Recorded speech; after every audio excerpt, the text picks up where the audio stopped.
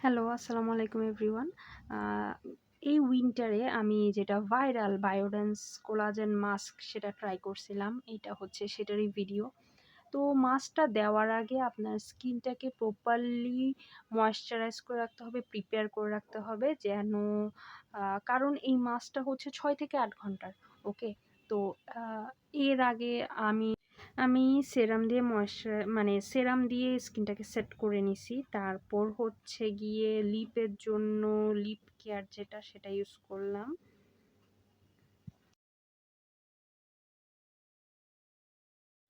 Laneige sleeping mask যেটা সেটা।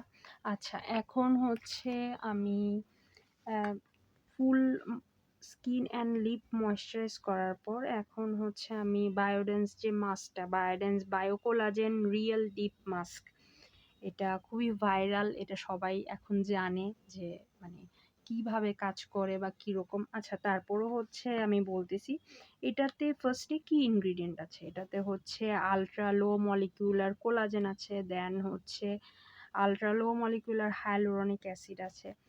আর it's a hydrogel mask মানে যেটা হচ্ছে আপনার স্কিনে দেওয়ার পর আপনার যে কোলাজেন বা হাইলুরনিক অ্যাসিডগুলো আপনি অ্যাবজর্ব করে নিবেন তারপর এটা হচ্ছে ট্রান্সপারেন্ট হয়ে যাবে। ইনগ্রিডিয়েন্টগুলো আপনি মুখে অ্যাবজর্ব করে ফেলার পর এটা একটা ট্রান্সপারেন্ট মাস্কে পরিণত হবে তখনই আপনি বুঝবেন যে এটা খুলে ফেলতে হবে। সো অ্যারাউন্ড 6 to 8 আওয়ার্স লাগে পুরাটা অ্যাবজর্ব হইতে। দেন হচ্ছে ফার্স্টে কি বলবো? আম এটাতে হচ্ছে কি এটার কাজটা কিরকম? এটা হচ্ছে মেইনলি হাইড্রেশন, পোর পারফেক্টিং দেন হচ্ছে ইলাস্টিসিটিটাকে ইমপ্রুভ করে। আচ্ছা একটা জিনিস দেখবেন যাদের হচ্ছে যেই জায়গায় আ মানে তাদের ওই জায়গাটা খুব বেশি একটু ড্রাই ফিল হয়। মানে হাইড্রেশন কম তারা হচ্ছে এক্সট্রা যেই ছোট, ছোট কাটগুলা আছে যেমন আমি এক্সট্রা ছোট, ছোট কাটগুলো আমার নাকের ২ সাইডে দিছি। তারপর হচ্ছে আমার লোয়ার লিপের এরিয়াটাতে দিছি। কেন? কারণ হচ্ছে আমার এই পোরশনটা মানে আমার লিপ এরিয়া এই পোরশনটাতে হচ্ছে আমার হাইড্রেশনটা একটু কম। উইন্টারের মধ্যেই আমার এই পোরশনটা খুব বেশি ড্রাই থাকে। তো এইজন্য ওই জায়গায় আমার হাইড্রেশনটা একটু বেশি লাগবে দেখে আমি ওই পোরশনটাতে হচ্ছে যেটা এক্সট্রা কাট সেগুলা দিছি। আর এই মানে এইটা সেট করাটাই হচ্ছে সবচেয়ে বেশি কষ্ট। আর 2nd কষ্টটা বলবো। 1st কষ্ট হচ্ছে এটা সেট করা। কারণ এটা খুবই স্লিপারি। বারবার পড়ে যাচ্ছিল। আমার মানে মুখে লেগে থাকতেছিল না এমনভাবে। কিন্তু পরে কোনোভাবে অনেক কষ্টে এখানে দেখা যাচ্ছে আমি ফাস্ট ফরওয়ার্ড করে দিছি। এই মানে সেট করতে একটু কষ্ট হইছে। আর হচ্ছে গিয়ে 2nd কষ্ট হচ্ছে এটা ৬ থেকে ৮ ঘন্টা মুখে রাখা।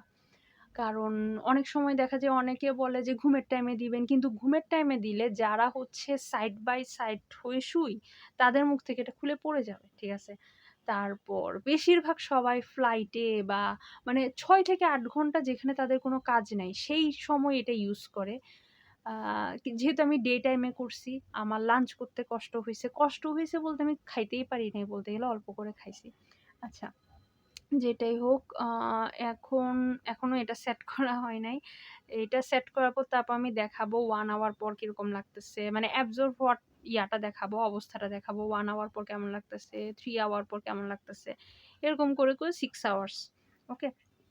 তো এটা হচ্ছে 1 আওয়ার পর। এখনো তেমন কিছু অ্যাবজর্ব হওয়া শুরু হয় নাই। এটা হচ্ছে 1 আওয়ার পর। দেন হচ্ছে গিয়ে এইটা 2 আওয়ার্স পর মাত্র শুরু হইছে, একটু স্টার্ট হইছে। টু আপার লিপ এরিয়াতে একটু করে স্টার্ট হইছে। তারপর এটা হচ্ছে 4 আওয়ার্স পর। 4 আওয়ার্স পর হচ্ছে কপালের জায়গা, আ আই এরিয়া, একটু লিপ এরিয়া এগুলাতে একটু অ্যাবজর্ব হওয়া স্টার্ট হইছে। দেন এটা 5 আওয়ার্স। ঠিক আছে? 5 আওয়ার্স পরে শুধু ২ গালের জায়গাটা ছাড়া চিক এরিয়া ছাড়া বাকি সব চিন এরিয়া এখন এইটা হচ্ছে একেবারে 6 আওয়ার্স।